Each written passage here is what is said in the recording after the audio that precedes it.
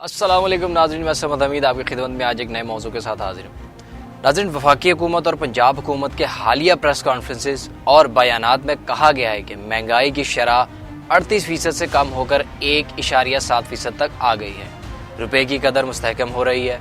बैरून मुल्क से आने वाला ज़र मुबादला रिकॉर्ड सतह पर पहुँच गया है। IMF के साथ मुआहदे बहाल हो चुके हैं। करंट अकाउंट खसारा कम हुआ है। स्टॉक मार्केट में बेहतरी देखने में आ रही है और हुकूमत ये वाज़िया पैगाम दे रही है कि अगर हम अपनी मुद्दत पूरी करें तो हम मईशत को संवार सकते हैं। ये सब कागजी तौर पर तो मुस्बत लगता है, लेकिन सवाल यह है कि क्या आवाम को रिलीफ मिला?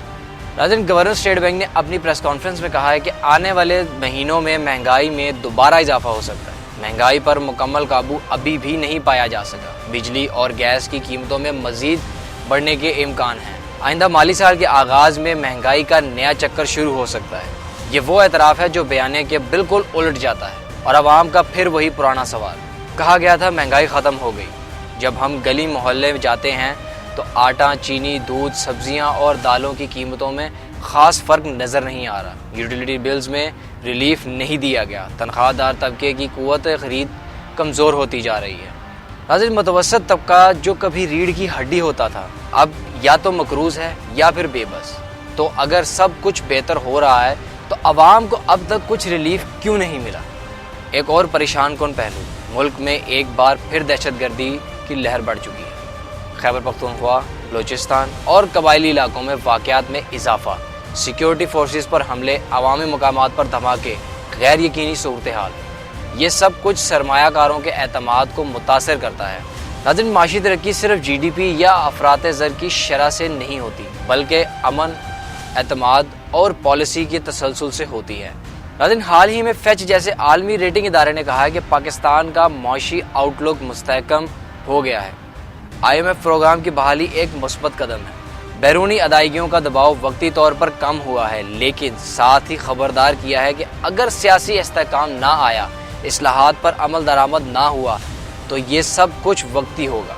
यानी आलमी इदारे भी मशरूत इत्मीनान का इजहार कर रहे हैं।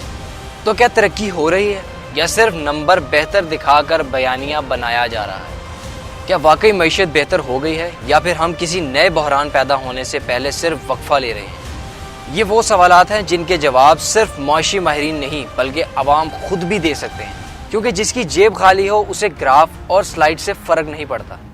अगर हुकूमत वाकई बेहतरी की तरफ जा रही है तो इसे सिर्फ नंबर नहीं, ज़मीनी रिलीफ भी देनी होगी। बिजली, गैस, रोज़गार, तालीम, ये वो शोबे हैं जो बराह रास्त आवाम को मुतासिर करते हैं। सिर्फ सच बोलना, खामियां मानना और इस्लाहात पर अमल दरामद, यही वो रास्ता है जिससे पाकिस्तान एक मजबूत मईशत और मुस्तहकम रियासत बन सकता है। अगर आप भी समझते हैं कि ज़मीनी हक़ाइक़ और बयानिए में फ़र्क है तो इस वीडियो को शेयर करना ना भूलें और कमेंट में अपनी राय का इजहार ज़रूर कीजिएगा। क्या आपको मईशत में बेहतरी महसूस हो रही है? और अगर आप चाहते हैं कि हम ऐसे ही तज्ज़िये जारी रखें तो चैनल को सब्सक्राइब करना मत भूलिएगा। तब तक के लिए हमें इजाज़त दें। इंशाल्लाह हाजिर होंगे एक नए व्लॉग के साथ। तब तक के लिए अल्लाह हाफ़िज़।